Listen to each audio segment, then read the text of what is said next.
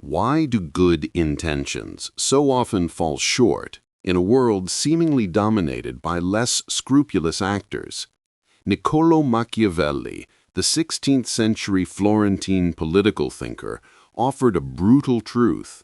The wicked often prevail. Their advantage, an unsettling willingness to deploy the darkest ingenuity and cunning.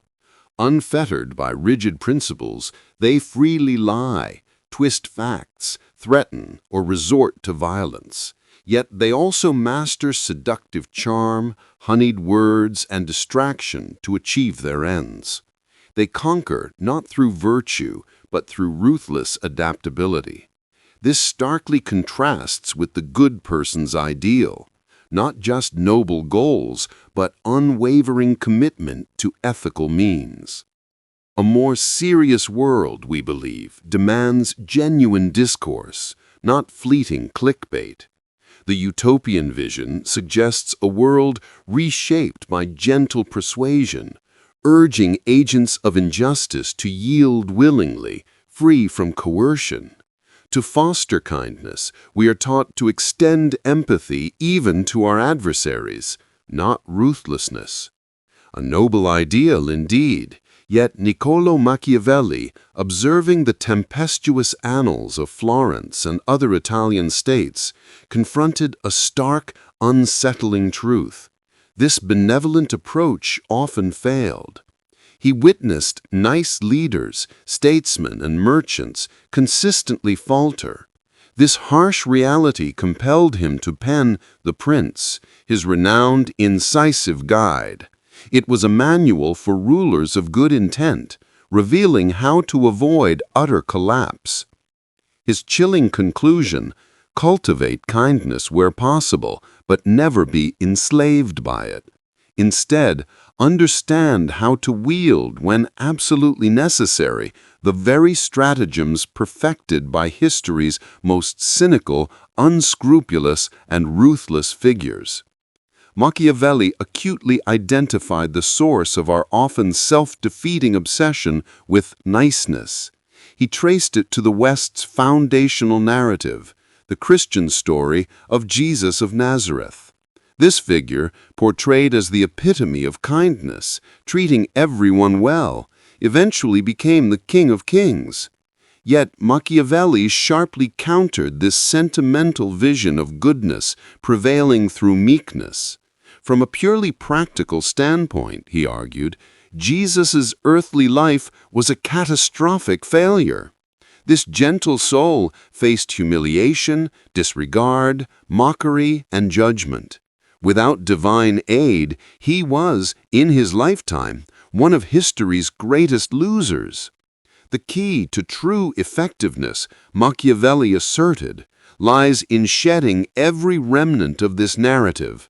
The Prince, therefore, isn't a guide to tyranny, as often misconstrued. Rather, it's a profound lesson for genuinely good people, what they must learn from the strategies of tyrants. It is a stark exploration of how to be truly effective, not just superficially good.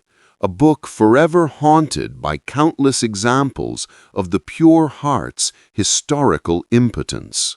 The truly admirable leader, be it a CEO, a revolutionary activist, or a profound thinker, must confront a stark truth.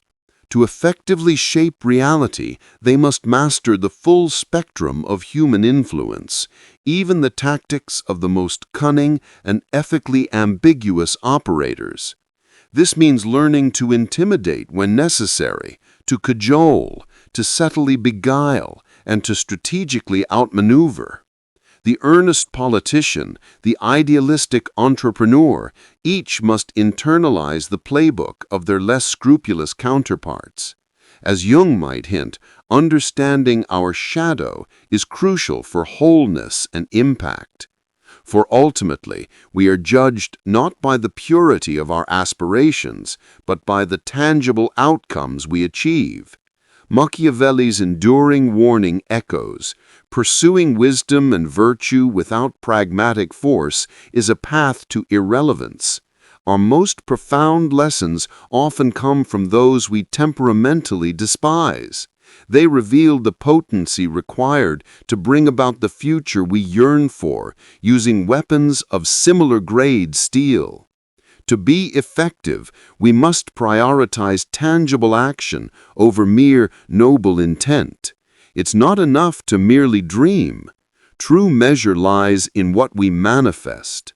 The true quest is to forge a better world, not to merely bask in the quiet illusion of noble intentions or a warm heart. This unsettling truth Machiavelli understood profoundly. He confronts us not to condemn, but to expose the depths of our self-serving rationalizations.